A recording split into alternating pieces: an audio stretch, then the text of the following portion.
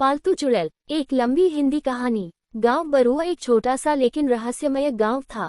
वहां के लोग सीधे सादे थे, लेकिन एक पुराना किला गांव के बाहर खंडहर के रूप में खड़ा था, जिसके बारे में बहुत सी अफवाहें थीं। कहते हैं उस किले में एक चुड़ैल रहा करती थी, लेकिन वो कोई आम चुड़ैल नहीं थी, वो थी पालतू चुड़ैल। योजक चिन्ह योजक चिन्ह योजक चिन्ह। अध्याय 1। अजीब दोस्ती।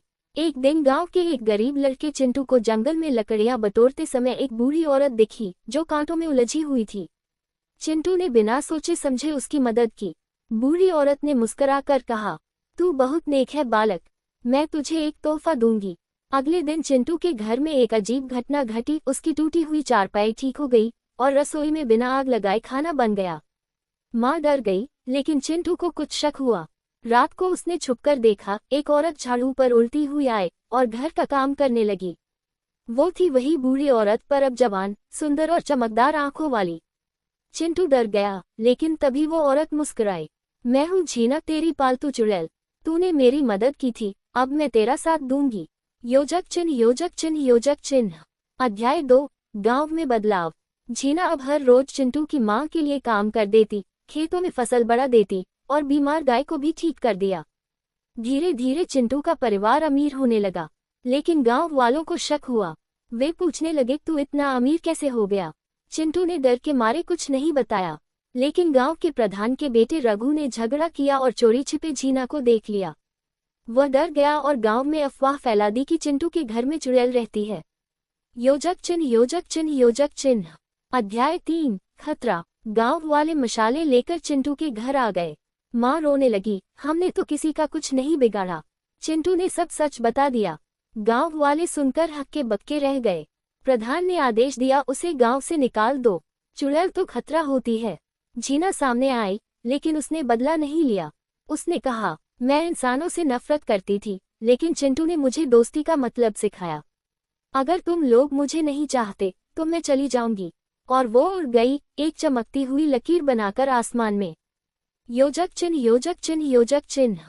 अध्याय 4। पछतावा और चमत्कार। उसके जाने के बाद गांव में सूखा पड़ गया। खेत सूखने लगे, बीमारियां फैल गईं। तब गांव वालों को एहसास हुआ कि झीना बुरी नहीं थी।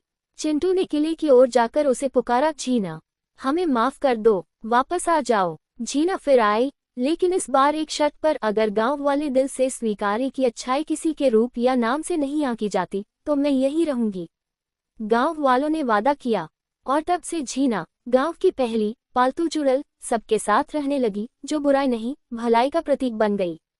योजक चिन्ह योजक चिन्ह योजक चिन्ह।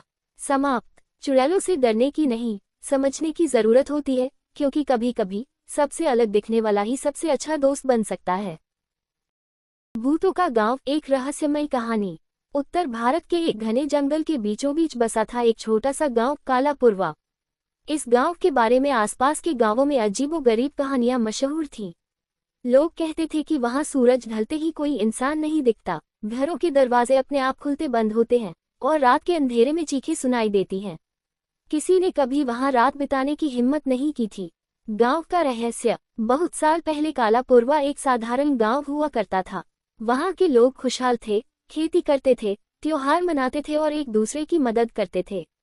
लेकिन फिर एक दिन गांव के बाहर एक तांत्रिक आया, भैरवनाथ। वो बहुत शक्तिशाली और क्रूर था। उसने गांव के बाहर जंगल में एक कुटिया बना ली और वहां तंत्र साधना करने लगा। गांव वालों ने पहले उसे नजरअंदाज किया, पर धीरे धीरे अजीब घटनाएं होने लगी। गाय अचानक बीमार पड़ने लगी, बच्चे बिना किसी वजह के रोते रहते और लोगों को रात में डरावने सपने आते। एक दिन गांव की सबसे समझदार बुजुर्ग महिला दादी चंपा ने बताया कि यह सब भैरवनाथ की काली साधना का नतीजा है। लोगों ने मिलकर भैरवनाथ को गांव से भगाने की कोशिश की, पर उसने शाप दे दिया, ग्रेटर देन, इस गांव में अब कोई सुकून से नहीं जी पाएगा। जो कोई यहाँ रात बिताएगा वो इंसान नहीं रहेगा। उस रात भैरवनाथ ने एक भयानक अनुष्ठान किया। आसमान काला हो गया, बिजली कड़कने लगी और अगले दिन सूरज उगा ही नहीं।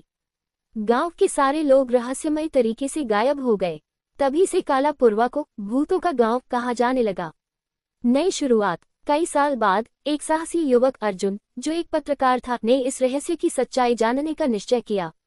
उसने सुना था कि इस गांव में जो रात बिताता है वो कभी लौटकर नहीं आता, लेकिन उसे यकीन नहीं था। वह कैमरा, टॉर्च और कुछ जरूरी सामान लेकर गांव पहुंच गया। गांव एकदम सुनसान था। जर्जर मकान, टूटी खिड़कियां, सूखे कुएं और हर तरफ सन्नाटा। अर्जुन ने एक पुराना घर चुना और वहीं रुकने का फैसला किया। रात होते ही अजीब घटनाएं शुरू हो गईं। दीवारों से खून टपकता दिखा, छत पर किसी के चलने की आवाज आई और बाहर कोई दरवाजा पीटने लगा। अर्जुन ने हिम्मत जुटाकर बाहर झांका, वहां कोई नहीं था, लेकिन कैमरे में जो रिकॉर्ड हुआ उसे देखकर उसकी रूह कांप गई। उसमें दर्ज था एक औरत की आत्मा जो बार बार कह रही थी, ग्रेटर देन, हम सब फंसे हैं, हमें मुक्त करो, भैरवनाथ को रोको, मुक्ति का रास्ता। अर्जुन ने अगले दिन एक पुराने तांत्रिक से संपर्क किया, जिसने बताया कि गांव वालों की आत्माएं तब तक मुक्त नहीं हो सकती जब तक भैरवनाथ का ताबीज नष्ट न किया जाए, जो अभी भी उसकी कुटिया में है। अर्जुन ने रात को साहस जुटाया और ताबीज की खोज में जंगल की तरफ बढ़ा। रास्ता डरावना था, पेड़ खुद ब खुद हिल रहे थे, जमीन में से हाथ निकल रहे थे, लेकिन अर्जुन रुका नहीं। उसने ताबीज पाया और मंत्र पढ़कर उसे जलाया। एक भयंकर चीख गूंजी, जैसे कोई बहुत पुराना शाप टूट रहा हो। अंत या शुरुआत। सुबह की पहली किरण के साथ गांव एकदम बदल चुका था। पेड़ों पर फिर से हरियाली लौट आए, पक्षियों की चहचहाहट सुनाई देने लगी और अर्जुन को दूर से गांव वालों की आत्माएं मुस्कुराती दिखीं। उन्होंने उसे धन्यवाद कहा और आकाश में विलीन हो गईं। कालापुरवा अब फिर से इंसानों का गांव बन चुका था। अर्जुन की रिपोर्ट ने पूरी दुनिया का ध्यान खींचा और उस गांव की कहानी रहस्य से किंवदंती में बदल गई।